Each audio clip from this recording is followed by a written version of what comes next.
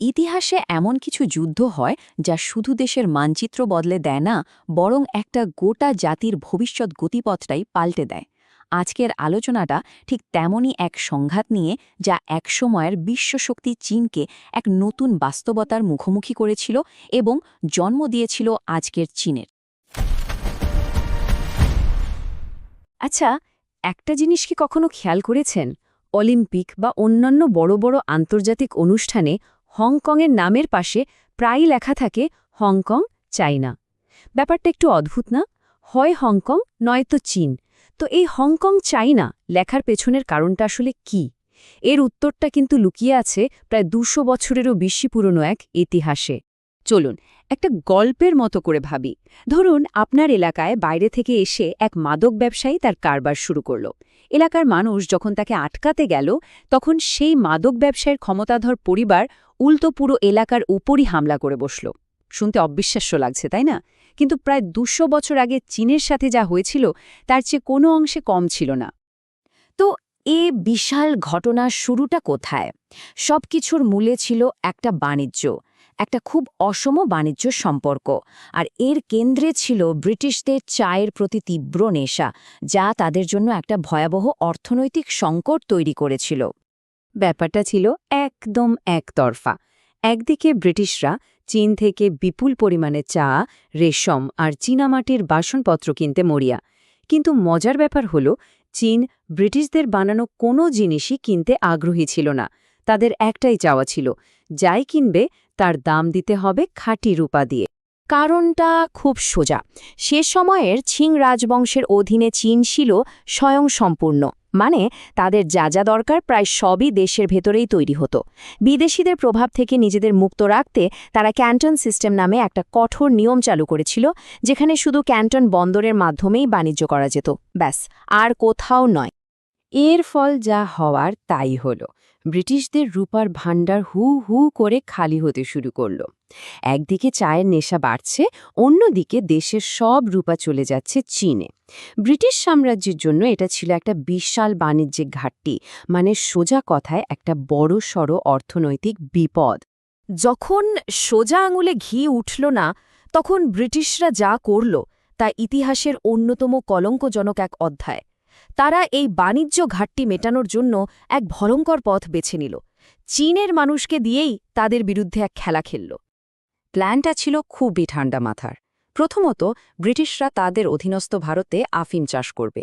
দ্বিতীয়ত, সেই আফিম চীনের আইন ফাঁকি দিয়ে চোরাই পথে সে দেশে ঢোকানো হবে। তৃতীয়ত, চীনের সাধারণ মানুষের কাছে সে আফিম বিক্রি করা হবে। আর সবশেষে সেই টাকা দিয়েই কেনা হবে চীনের চা।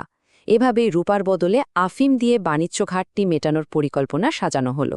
আর এই পরিকল্পনার ফলাফল রীতিমতো আঁতকে ওঠার মতো। ১৮৩০-এর দশকে এসে দেখা গেল, সারা বিশ্বে যত আফিম ব্যবহৃত হতো তার প্রায় ৮৫ থেকে ৯০% যাচ্ছিল একা চীনে। ভাবা যায়, এটা ছিল পৃথিবীর প্রথম পরিকল্পিত মাদক চোরাচালান চক্র, যা একটা গোটা জাতিকে নেশার জালে জড়িয়ে ফেলেছিল। এই সংখ্যার পেছনের গল্পটা ছিল আরও ভয়াবহ। এর ফলে চীনে এক মারাত্মক সামাজিক সংকট তৈরি হয়। ১৮৩০ সালের মধ্যেই প্রায় ৩০ লক্ষের বেশি মানুষ আফিমে আসক্ত হয়ে পড়ে। একটা সাধারণ বাণিজ্য সমস্যাকে সমাধান করতে গিয়ে ব্রিটিশরা চীনের ঘাড়ে চাপিয়ে দিল এক বিশাল জনস্বাস্থ্য সংকট। অবশ্যই চীন এই অবস্থা মুখ বুঝে সহ্য করার পাত্র ছিল না। চিং সম্রাট এবার কঠোর ব্যবস্থা নেওয়ার সিদ্ধান্ত নিলেন, আর এই অভিযানের দায়িত্ব দেওয়া হল লিন জেসু নামের এক দৃঢ়চেতা কর্মকর্তাকে। লিন জেসুর কাছে এটা কোনো ব্যবসা ছিল না। তার চোখে এটা ছিল বর্বরদের নিয়ে আসা এক শয়তানি, একটা বিষ যা পুরো সাম্রাজ্যকে ভেতর থেকে খেয়ে ফেলছে। তার অবস্থান ছিল পরিষ্কার, যে কোনো মূল্যে এই মাদককে রুখতেই হবে। আর তিনি শুধু কথায় বিশ্বাসী ছিলেন না, কাজেও তাই করে দেখালেন। তিনি ক্যান্টনে এসে ব্রিটিশদের গুদাম থেকে প্রায় ২.৬ মিলিয়ন পাউন্ড আফিম বাজেয়াপ্ত করলেন, আর তারপর সেই বিশাল পরিমাণ আফিম সবার সামনে প্রকাশ্যে ধ্বংস করে দিলেন। ব্রিটিশদের জন্য এটা ছিল এক বিরাট আর্থিক ধাক্কা। কিন্তু ব্রিটিশরা এই ঘটনাকে দেখল একদম অন্য চোখে। তারা প্রচার করতে শুরু করল যে এটা তাদের ব্যক্তিগত সম্পত্তির উপর হামলা এবং মুক্ত বাণিজ্য নীতির ঘোর লঙ্ঘন। মানে অবৈধ মাদক ধ্বংসের ঘটনাকে তারা নিজেদের বাণিজ্যিক অধিকারের উপর আক্রমণ হিসাবে দেখিয়ে যুদ্ধের একটা নিখুঁত অজুহাত তৈরি করে ফেলে। আর এই অজুহাতকে সামনে রেখেই শুরু হলো যুদ্ধ, এক অসম যুদ্ধ। এই যুদ্ধের পরেই জন্ম নেয় অসম চুক্তি বা আনইকুয়াল ট্রিটির মতো অপমানজনক ধারণা। 1839 সালে ব্রিটিশ রয়্যাল নেভি চীনের উপকূলে এসে তাদের বন্দরগুলো আটকে দেয়। তাদের আধুনিক যুদ্ধজাহাজ আর কামানের সামনে চীনের প্রতিরোধ বলতে গেলে টেকেইনি। একের পর এক দুর্গ দখল হতে থাকে। শেষে রাজধানী নানকিং আক্রমণের ভয়ে চিং সম্রাট আত্মসমর্পণ করতে বাধ্য হন। আসলে দুই পক্ষের সামরিক শক্তির মধ্যে কোনো তুলনাই ছিল না। একদিকে চীনের ছিল পুরনো দিনের নৌকা, তলোয়ার আর সেকেলে কামান, আর অন্যদিকে ব্রিটিশদের ছিল বাষ্পচালিত যুদ্ধজাহাজ আর দূরপাল্লার বিধ্বংসী কামান। প্রযুক্তির এই বিশাল পার্থক্যের কারণে যুদ্ধের ফলাফল কী হবে তা আগে থেকেই অনেকটা নিশ্চিত ছিল। যুদ্ধের পর যে চুক্তি হয় তাকে ইতিহাসে অসম চুক্তি বলা হয়। নামটা শুনলেই বোঝা যায় এর মানে কি।